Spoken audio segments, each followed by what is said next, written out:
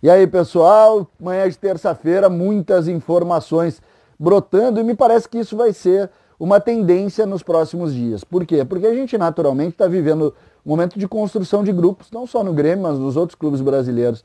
E como não tem muito dinheiro, está se procurando troca-troca e tal. O Grêmio tem um pouco mais de dinheiro em razão das vendas, sobretudo a venda do Everton, e naturalmente consegue entender um pouco melhor o mercado e consegue sondar outro tipo de jogador, outro modelo de jogador. Lembrando que o mercado interno é um movimento até o início de outubro, que nada vai ser decidido, é verdade, mas até o início de outubro é mercado interno. Então hoje a gente vai falar de uma chegada de jogador, vamos falar de sondagens em cima de jogadores do Grêmio e também de sondagens do Grêmio em jogadores de outros clubes brasileiros. César Cidade Dias falando de Grêmio aqui no YouTube, papo de gremista para gremista. Vamos começar com Matheus Henrique. Matheus Henrique, meia, o volante do Grêmio, seleção brasileira, uma das estrelas do time do Grêmio, segue recebendo sondagens, né?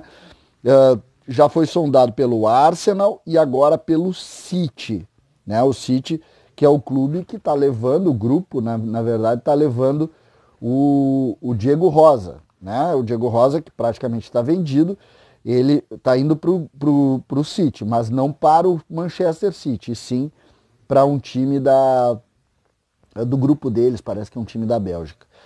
O City, time, quer levar o Matheus Henrique. Na verdade, não dá para dizer que ele quer levar, está sondando o Matheus Henrique. E aí a gente tem que dizer o seguinte, o City vem de uma derrota que machucou na Champions, vocês viram o jogo aí nos últimos dias, uma derrota ruim mesmo, né? Tinha tudo para recuperar o jogo, acabou perdendo e parece querer um jogador no modelo Matheus Henrique. O Grêmio tem valor para ele, né? Eu acho que não se conversa aí por menos de 18 milhões de euros. Lembrando que o Grêmio tem 90% do Matheus Henrique. Vamos aguardar, vamos ver o que tem aí de novidade pela frente. Outra situação, Evanilson. E aí olhando já as sondagens do Grêmio em relação aos clubes. Evanilson, vocês viram ele jogar aqui em Porto Alegre, viram ele jogar também contra o Internacional. Ele está no Fluminense, pertence a Tombense e é empresariado pelo Eduardo Uran, tradicional empresário de futebol aqui do futebol brasileiro. Lembrando que, segundo as primeiras sondagens, o Grêmio precisaria desembolsar 4 milhões de euros para ter o jovem e promissor Evanilson, centroavante, homem de lado. Jogador interessante, de fato, um jogador interessante, mas me pareceu um pouco acima da realidade. Então vamos aguardar.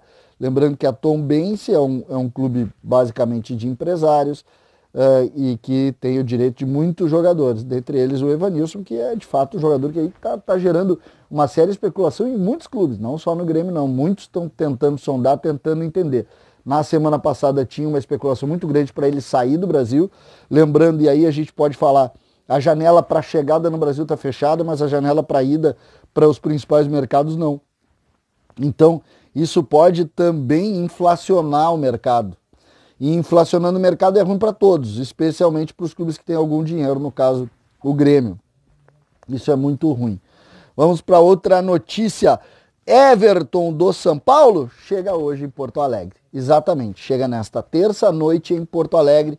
Ele que vem para ser o homem do lado esquerdo do Grêmio de pé esquerdo. Para muitos é indiscutível a sua titularidade. Para mim é um Alisson pelo lado esquerdo. Um jogador muito útil, mas não é para ser protagonista. Essa para mim é a grande questão. Não é protagonista. E em cima dessa leitura, me parece que o Grêmio tem que ter noção de quem está contratando. É ótimo jogador. É ótima contratação. É muito boa mesmo. Mas não é o Everton Cebolinha. Não é o homem da solução definitiva no terço ofensivo. Não é. É um jogador muito útil, que vai dar muita alegria, eu acho, para o torcedor, mas é um operário. É um jogador que compõe elenco, que ajeita meio campo, que ajeita time, que dá solução, mas não pode ser tratado como um protagonista. O protagonista pode ser o PP. O protagonista era o Everton. O protagonista foi um dia o Luan. Esses são os protagonistas. O Everton que vem do São Paulo, que chega hoje, como eu disse, é um bom jogador, um jogador muito útil, mas um jogador de grupo, assim como o Alisson, um jogador de grupo, assim como o Robinho. Me parece que o Grêmio está contratando os jogadores, todos eles acima de 30 anos, mas jogadores, eu não gosto de dar nota, assim, eu vou fazer uma expressão assim, aquele jogador nota 7. Ele nunca vai no extremo e ele nunca vai lá embaixo. Ele é um jogador regular. Só que o Grêmio precisa do algo mais, que era o que o Everton dava. O Everton, quando estava num dia inspirado, ganhava o jogo para ti. Esse não vai ganhar. Esse não vai ganhar. Mas mesmo assim é um jogador que eu acho uma grande contratação, acho muito útil e acho que o Grêmio não pode pressionar ele, porque nós temos um efeito agora complicado, que é o fato do Everton Cebolinha ter saído, nós vamos naturalmente buscar um substituto para ele. E nós não vamos ter. Porque o futebol é assim. Os grandes não são substituídos, eles podem ser adaptados, substituídos eles nunca são. Então a gente tem que ter esse controle e essa noção. Parece que essa é a principal leitura envolvendo esse jogador. Lembrando, é uma chegada de um novo reforço que o Grêmio está precisando, porque o Grêmio perdeu o número também. O Luciano deve estar indo para o São Paulo, não sei se chega lá hoje, mas a informação que eu recebi bem cedinho da manhã é que o Everton chega hoje em Porto Alegre. Gente, que mais? O Grêmio no Rio de Janeiro, né? O Grêmio no Rio de Janeiro, e aí a gente volta no outro conteúdo aí para começar a montar o time do Grêmio que volta a enfrentar o Flamengo depois daquela tragédia.